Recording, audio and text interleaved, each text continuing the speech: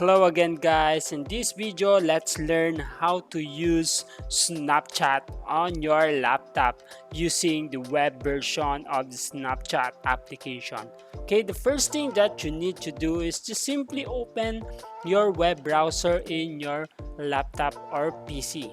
Okay, the next thing is just type here in the URL address accounts.snapchat.com and then press the enter key in your keyboard. And here, just proceed with the sign in option for you to be able to log in your Snapchat account. Simply use your username or your email, and then after that, just click next. And just type here your password. And then click again next button.